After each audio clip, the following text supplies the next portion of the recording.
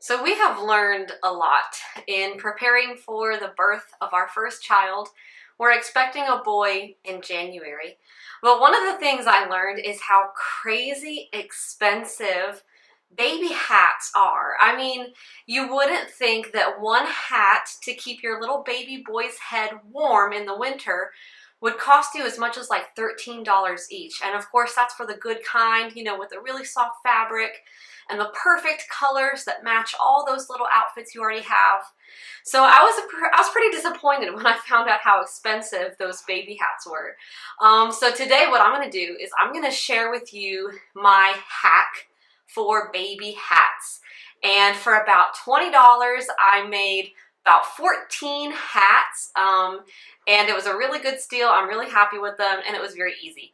So if you're interested in how to make your very own baby hats for super, super cheap, no sewing required, keep watching.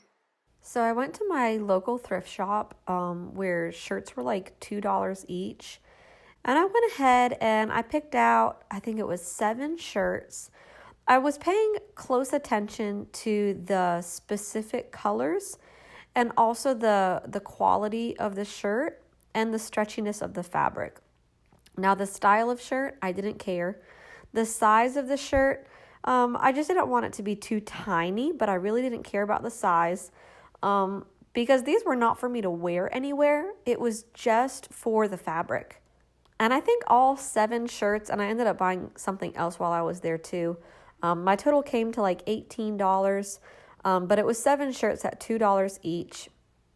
So really only like $14. And then when I got home, I just got out just a sheet of tissue paper, just plain old tissue paper. And then I grabbed one of the newborn hats I already had received at my baby shower.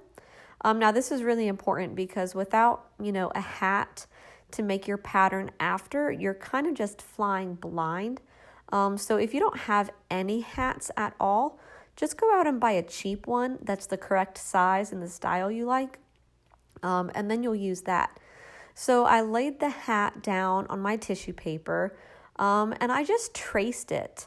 I traced out the hat. I gave myself a little extra wiggle room, and this is kind of called, I think people call this the inseam. So I traced it out about an extra ½ an inch, just so that my tracing gave me like a little bit of grace, if that makes any sense. And I did the same thing for the brim of the hat. I made it a lot thicker. And this was just my own personal preference. I wanted to be able to, roll up the hat on my baby if I wanted it to be a little shorter, or, kind of have it unrolled if I wanted it to be kind of like a long floppy hat. I just wanted the versatility there. And then as far as here, you can see the tip of the style hat I had. Instead of just tracing out that tip, I just drew it in. I found I was able to do it a lot more evenly. And then I labeled my pattern. I labeled one for newborn, and I made one for a 0 to 3 month size because I don't know how big my baby's going to be when he's born. He could be really tiny, like a newborn, and he could be wearing newborn hats for a whole month. Or he could have a really big head, and I would have been really sad if I didn't have any hats that fit. So I went ahead and I made, in every color I had, I went ahead and I made a 0 to 3 month size as well. Again, just patterning after a 0 to 3 that I already had. And of course, when you're done tracing, you're going to want to go ahead and just cut that out. You can cut right along the black line since we've already accounted for that extra space. And so here I have my 2 patterns for my newborn hat and my 0 to 3. After that, I took a shirt and I flipped it inside out. That's important. Flip it inside out. And then lay it down on your table and try to get it as flat as you can. Like no seams, no lumps and bumps. And you'll have to excuse my videography skills. I was doing everything one-handed so that I could hold my phone with the other hand. So these aren't the best quality videos. But once you've laid it out flat, you're also going to make sure that the bottom hem, I guess is the right word. I think of hem with pants and stuff, not with shirts, but the bottom hem of the shirt, you're going to want to make sure is lined up really nice. This is less important for shirts that don't have any kind of pattern, but for this striped one, it was especially important to line up the bottom of it so that my stripes were lined up. And then from there, it was pretty straightforward. I set down my patterns on top of the shirt and I lined up the bottom with the hem. This is to save myself from the sewing. Since that bottom edge has already been folded over, sewn, and ironed, it's really crisp, it's clean, and it's a little bit thicker. So that's work that I don't have to do. So I kind of stole the bottom of the shirts for both of my hats. I set them both down. And with just like one t-shirt, you're able to easily fit 2 hats. So that was nice. So from there, I traced out my patterns and I cut them out. And now it was time to sew. And I can sew. I know how. I can do it by hand. I can use a machine, but I don't own one. So this fabric glue was really my best bet. And it might be for you too. It's really great fabric glue. It's permanent. It's non-toxic. It's machine washable. It only says to give it 2 to 4 hours to dry, which is great if you're like me and you just don't have a lot of patience. Because once I started this project, I didn't want to walk away until it was all done. So I went and I glued down my edges, and I did this by flipping just kind of the edge up a little bit and then applying.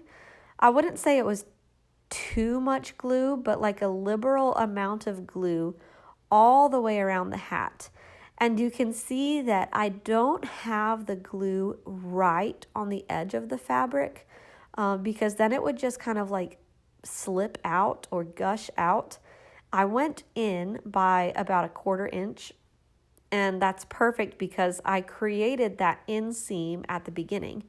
When I traced out the hat I already had on the pattern, I gave myself that extra room. So this is kind of like, I don't know, it's just like a trick, like a cheat that people who sew, they do this.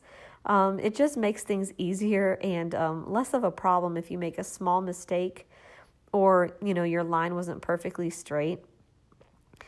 And then I waited for it to dry and I flipped it inside out and I had the cutest hat. And the style that I chose was the kind that you just knot on the top. So that was really easy. And I mean, especially once it was dry, just knot, give it a little knot, and it was done. So I repeated this process for all the different t-shirts that I bought. And I ended up with 14 total hats, 2 of each color, 1 in the newborn size and 1 in the 0 to 3 month. And it did take me a few hours, but like I said, it was a project that you can start and finish in one day. Came out to about $2 per hat, maybe even less than that. And I love the colors. They're super cute and stylish. They match the outfits I already have for him. And it was easy. So I hope you enjoyed this little hack, and congratulations if you have a bundle of joy on the way. If you're expecting a winter baby, I highly, highly suggest that you try this hack, at least with just one t-shirt. Give it a shot. If you like it, then you can go crazy with it. I think I'm going to go crazy with it and make a whole bunch of hats. But thank you for watching. If you found this to be helpful or interesting, go ahead and give it a like or a share and comment down below what you thought of this hack.